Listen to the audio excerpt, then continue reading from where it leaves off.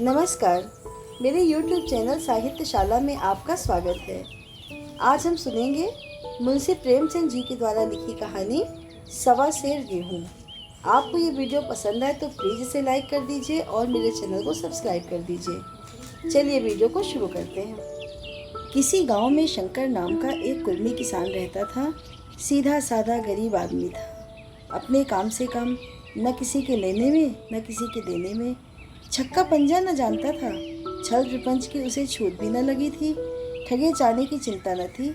ठग विद्या न जानता था। भोजन मिला खा लिया, न मिला चबैने पर काट दी। चबैना भी ना मिला तो पानी पी लिया और राम का नाम लेकर सो रहा। किंतु जब कोई अतिथि द्वार पर आ जाता था तो उसे इस निवृत्ति मार्ग का त्याग करना पड़ता था। विशेषकर जब साधु महात्मा पदार्पण करते थे तो उसे अनिवार्यतः सांसारिकता की शरण लेनी पड़ती थी।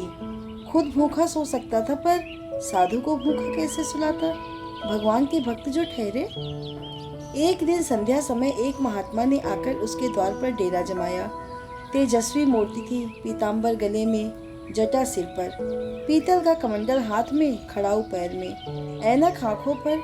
संपूर्ण वेश उन महात्माओं का सा था जो रईसों के प्रसादों में तपस्या, हवा गाड़ियों पर देवस्थान की परिक्रमा और योग सिद्धि प्राप्त करने के लिए रुचिकर भोजन करते हैं। घर में जौ का आटा था, वह उन्हें कैसे खिलाता?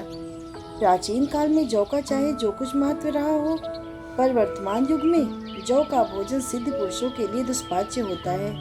बड़ी चिंता हुई, महात्मा जी को क्या खिलाऊं? आखिर निश्चय किया कि कहीं से गेहूं का आटा उधार लाऊं, पर गांव भर में गेहूं का आटा न मिला। गांव में सब मनुष्य ही मनुष्य थे, देवता एक भी न था। अतएव देवताओं का खाद्य पदार्थ कैसे मिलता? सौभाग्य से गांव के विप्र महाराज के यहाँ से थोड़ा सा मिल गया। उनसे सवा सेर गेहूं उधार लिया और स्त्री से कहा कि पीस दे। महात्मा ने भोजन किया, लंबी तान कर सोए। प्रातःकाल आशीर्वाद देकर अपनी राह ली। विप्र महाराज साल में 2 बार खलिहानी लिया करते थे। शंकर ने दिल में कहा, सवा सेर गेहूं इन्हें क्या लौटाऊं? पसेरी बदले कुछ ज्यादा खलिहानी दे दूंगा, यह भी समझ जाएंगे, मैं भी समझ जाऊंगा। चैत में जब विप्र जी पहुंचे तो उन्हें 1.5 पसेरी के लगभग गेहूं दे दिया और अपने को उद्दिष्ट समझकर उसकी कोई चर्चा न की। विप्र जी ने फिर कभी न मांगा। सदर शंकर को क्या मालूम था कि यह सवा सेर गेहूं चुकाने के लिए मुझे दूसरा जन्म लेना पड़ेगा। 7 साल गुजर गए। विप्र जी विप्र से महाजन हुए, शंकर किसान से मजूर हो गया। उसका छोटा भाई मंगल उससे अलग हो गया था। एक साथ रहकर दोनों किसान थे, अलग होकर मजूर हो गए थे। शंकर ने चाहा कि द्वेष की आग भड़कने न पाए, किंतु परिस्थिति ने उसे विवश कर दिया। जिस दिन अलग अलग चूल्हे जले वह फूट फूट कर रोया। आज से भाई भाई शत्रु हो जाएंगे। एक रोएगा दूसरा हंसेगा। एक के घर मातम होगा तो दूसरे के घर गुलगुले पकेंगे। प्रेम का बंधन, खून का बंधन, दूध का बंधन आज टूटा जाता है। उसने भागीरथ प्रयत्न से कुल मर्यादा का वृक्ष लगाया था, उसे अपने रक्त से सींचा था। उसको जड़ से उखड़ता देखकर उसके हृदय के टुकड़े हुए जाते थे। 7 दिनों तक उसने दाने की सूरत तक न देखी। दिन भर जेठ की धूप में काम करता और रात को मुंह लपेट कर सो रहता। इस भीषण वेदना और दुस्सह कष्ट ने रक्त को जला दिया, मांस और मज्जा को घुला दिया। बीमार पड़ा तो महीनों खाट से न उठा। अब गुजर बसर कैसे हो? 5 बीघे के आधे रह गए, 1 बैल रह गया। खेती क्या खाक होती? अंत को यहाँ तक नौबत पहुंची कि खेती केवल मर्यादा रक्षा का साधन मात्र रह गई। जीविका का भार मजूरी पर आ पड़ा। 7 वर्ष बीत गए। एक दिन शंकर मजूरी करके लौटा तो राह में विप्र जी ने टोक कर कहा, शंकर, कल आकर के अपने बीज बेग का हिसाब कर ले। तेरे यहाँ 5.5 मन गेहूं कब के बाकी पड़े हुए हैं और तू देने का नाम नहीं लेता। हजम करने का मन है क्या? शंकर ने चकित होकर कहा, मैंने तुमसे कब गेहूं लिए थे जो 5.5 मन हो गए? तुम भूलते हो मेरे यहाँ किसी का छटाक भर न अनाज है न 1 पैसा उधार। विप्र, इसी नियत का तो यह फल भोग रहे हो कि खाने को नहीं जुटता। यह कहकर विप्र जी ने उस सवा सेर गेहूं का जिक्र किया जो आज से 7 वर्ष पहले शंकर को दिए थे। शंकर सुनकर अवाक रह गया। ईश्वर, मैंने इन्हें कितनी बार खलिहानी दी, इन्होंने मेरा कौन सा काम किया। जब पोथी पत्र देखने, शायद सगुन विचारने द्वार पर आते थे, कुछ न कुछ दक्षिणा ले ही जाते थे। इतना स्वार्थ।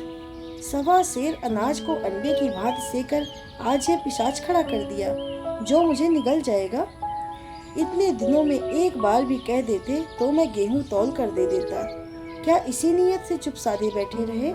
बोला, महाराज, नाम लेकर तो मैंने उतना अनाज नहीं दिया, पर कई बार खलिहानों में सेर 2-2 सेर दिया है। अब आप आज 5.5 मन मांगते हैं, मैं कहाँ से दूंगा? विप्र, लेखा जो बख्शी 100, तुमने जो कुछ दिया होगा उसका कोई हिसाब नहीं। चाहे 1 की जगह 4 पसेरी दे दो।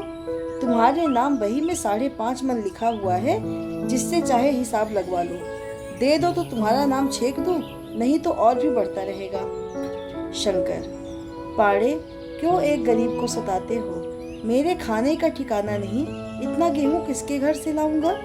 विप्र, जिसके घर से चाहे लाओ, मैं छटाक भर भी न छोड़ूंगा। यहाँ न दोगे, भगवान के घर तो दोगे।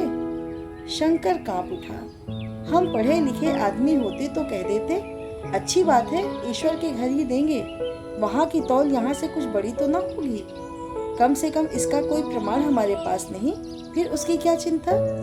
किंतु शंकर इतना तार्किक, इतना व्यवहार चतुर न था। एक तो ऋण, वह भी ब्राह्मण का, वही में नाम रह गया तो सीधे नरक में जाऊंगा। इस ख्याल ही से उसे रोमांच हो गया। बोला, महाराज, तुम्हारा जितना होगा यही दूंगा, ईश्वर के यहाँ क्यों दूं? इस जन्म में तो ठोकर खा ही रहा हूँ, उस जन्म के लिए क्यों कांटे बोऊं? मगर यह कोई नियाव नहीं है, तुमने राई का पर्वत बना दिया। ब्राह्मण होके तुम्हें ऐसा नहीं करना चाहिए था।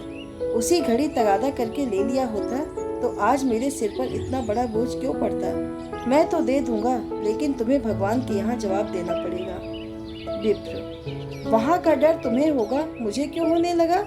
वहाँ तो सब अपने ही भाई बंधु हैं, ऋषि मुनि सब तो ब्राह्मण ही हैं, देवता ब्राह्मण हैं। जो कुछ बदे बिगड़ेगी संभाल लेंगे, तो कब देते हो? शंकर, मेरे पास रखा तो है नहीं, किसी से मांग जांच कर लाऊंगा तभी न दूंगा। विप्र, मैं यह न मानूंगा, 7 साल हो गए, अब एक दिन का भी मुलाहिजा न करूंगा। गेहूं नहीं दे सकते तो दस्तावेज लिख दो। शंकर, मुझे तो देना है, चाहे गेहूं लो चाहे दस्तावेज लिखवाओ, किस हिसाब से दाम रखोगे? विप्र, बाजार भाव 5 सेर का है, तुम 5.25 सेर का काट दूंगा। शंकर, जब दे ही रहा हूँ तो बाजार भाव ही काटूंगा, पाव भर छुड़ाकर क्यों दोषी बनूं? हिसाब लगाया तो गेहूं के दाम 60 हुए, 60 का दस्तावेज लिखा गया, 3 सैकड़े सूद। साल भर में न देने पर सूद की दर 2.5 रुपए सैकड़े, 8 आने का स्टाफ, 4 आने दस्तावेज की तहरीर शंकर को ऊपर से देनी पड़ी। गांव भर ने विप्र जी की निंदा की, लेकिन मुंह पर नहीं। महाजन से सभी का काम पड़ता है, उसके मुंह कौन आए। शंकर ने साल भर तक कठिन तपस्या की। मियाद के पहले रुपए अदा करने का उसने व्रत सा कर लिया। दोपहर को पहले भी चूल्हा न जलता था, चबैने पर बसर होती थी, अब वह भी बंद हुआ। केवल लड़के के लिए रात को रोटियां रख दी जाती, पैसे रोज का तंबाकू पी जाता था, यही एक व्यसन था जिसका वह कभी त्याग न कर सका था। अब वह व्यसन भी इस कठिन व्रत की भेंट हो गया। उसने चिलम पटक दी, हुक्का तोड़ दिया और तंबाकू की हांडी चूर चूर कर डाली। कपड़े पहले भी त्याग की चरम सीमा तक पहुंच चुके थे, अब वह प्रकृति की न्यूनतम रेखाओं में आबद्ध हो गए। शिशिर की अस्थि वेदक शीत को उसने आग ताप कर काट दिया। इस संकल्प का फल आशा से बढ़कर निकला। 7 साल के अंत में उसके पास 60 रुपए जमा हो गए। उसने समझा, पंडित जी को इतने रुपए दे दूंगा और कहूँगा, महाराज, बाकी रुपए भी जल्दी आपके सामने हाजिर करूँगा। 15 रुपए की तो और बात है, क्या पंडित जी इतना भी न मानेंगे?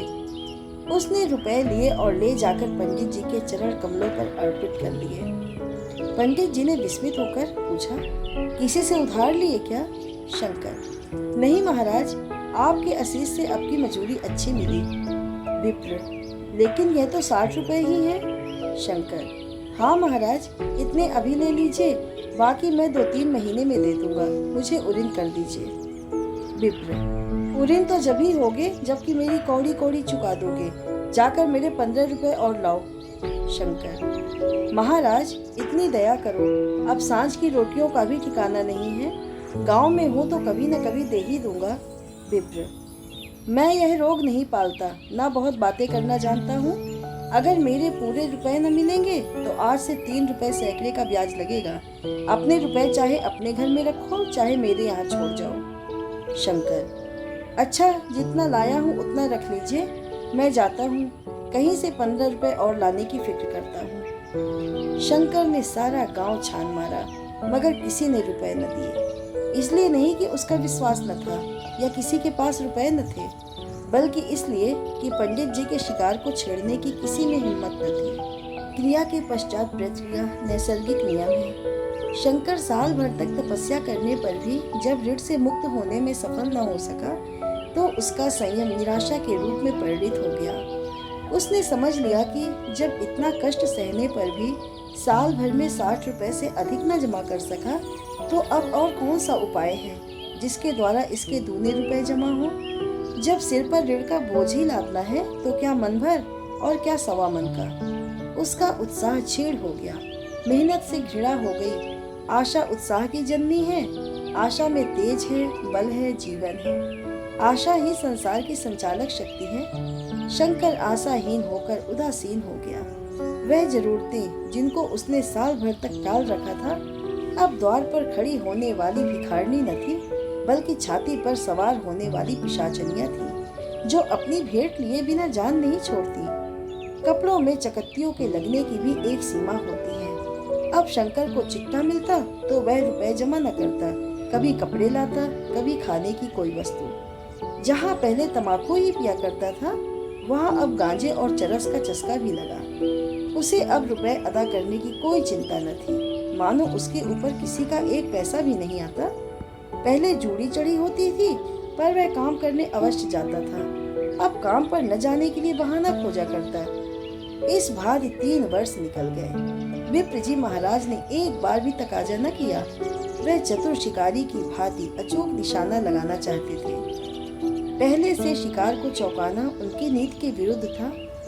एक दिन पंडित जी ने शंकर को बुलाकर हिसाब दिखाया। 60 रुपए जो जमा थे वह मिनाहा करने पर अब भी शंकर के जिम्मे 120 रुपए निकले। शंकर, इतने रुपए तो उसी जन्म में दूंगा, इस जन्म में नहीं हो सकते। विप्र, मैं इसी जन्म में दूंगा, मूल ना सही सूद तो देना ही पड़ेगा। शंकर, एक बैल है वह ले लीजिए और मेरे पास रखा क्या है। विप्र, मुझे बैल बछिया लेकर क्या करना है, मुझे देने को तुम्हारे पास बहुत कुछ है। शंकर, और क्या है महाराज। विप्र, कुछ है, तुम तो हो, आखिर तुम भी कहीं मजूरी करने जाते ही हो, मुझे भी खेती के लिए मजूर रखना ही पड़ता है। सूद में तुम हमारे यहाँ काम किया करो, जब सुविधा हो मूल को दे देना। सच तो ये है कि अब तुम किसी दूसरी जगह काम करने नहीं जा सकते जब तक मेरे रुपए नहीं चुका दो। तुम्हारे पास कोई जायदाद नहीं है, इतनी बड़ी गठरी में किसे एतबार पर छोड़ दूं? कौन इसका जिम्मा लेगा कि तुम मुझे महीने महीने सूद देते जाओगे? और कहीं कमाकर जब तुम मुझे सूद भी नहीं दे सकते तो मूल की कौन कहे। शंकर, महाराज, सूद में तो काम करूंगा और खाऊंगा क्या। विप्र, तुम्हारी घरवाली है, लड़के हैं, क्या वे हाथ पांव कटा के बैठेंगे। रहा मैं, तुम्हें आधा सेर जौ रोज कलेवा के लिए दे दिया करूंगा। ओढ़ने को साल में एक कंबल पा जाओगे, एक मिर्जई भी बनवा दिया करूंगा। और क्या चाहिए। यह सच है कि और लोग तुम्हें 6 आने देते हैं, लेकिन मुझे ऐसी गरज नहीं है। मैं तो तुम्हें रुपए भरने के लिए रखता हूँ। शंकर ने कुछ देर गहरी चिंता में पड़े रहने के बाद कहा, महाराज, यह तो जन्म भर की गुलामी हुई। विप्र, गुलामी समझो चाहे मजूरी समझो, मैं अपने रुपए भराए बिना तुमको कभी न छोड़ूंगा। तुम भागोगे तो तुम्हारा लड़का भरेगा। हाँ, जब कोई न रहेगा तब की बात दूसरी है। इस निर्णय की कहीं अपील न थी। मजूर की जमानत कौन करता, कहीं शरण न थी। भाग कर कहाँ जाता। दूसरे दिन से उसने विप्र जी के यहाँ काम करना शुरू कर दिया। 1.25 सेर गेहूं की बदौलत उम्र भर के लिए गुलामी की बेड़ी पैरों में डालनी पड़ी। उस अभागे को अब अगर किसी विचार से संतोष होता था तो यह था कि वह मेरे पूर्व जन्म का संस्कार है। स्त्री को वे काम करने पड़ते थे जो उसने कभी न किए थे। बच्चे दानों को तरसते थे, लेकिन शंकर चुपचाप देखने के सिवा और कुछ न कर सकता था। वह गेहूं के दाने किसी देवता के शाप की भांति या वह जीवन उसके सिर से न उतरे। शंकर ने विप्र जी के यहाँ 20 वर्ष तक गुलामी करने के बाद इस दुस्सार संसार से प्रस्थान किया। 120 अभी तक उसके सिर पर सवार थे। पंडित जी ने उस गरीब को ईश्वर के दरबार में कष्ट देना उचित न समझा। इतने अन्यायी, इतने निर्दयी न थे। उसके जवान बेटे की गर्दन पकड़ी। आज तक वह विप्र जी के यहाँ काम करता है। उसका उद्धार कब होगा भी या नहीं, ईश्वर ही जाने। पाठक, इस वृत्तांत को कपोल कल्पित न समझिए, यह सत्य घटना है। ऐसे शंकरों और ऐसे विप्रों से दुनिया खाली नहीं है।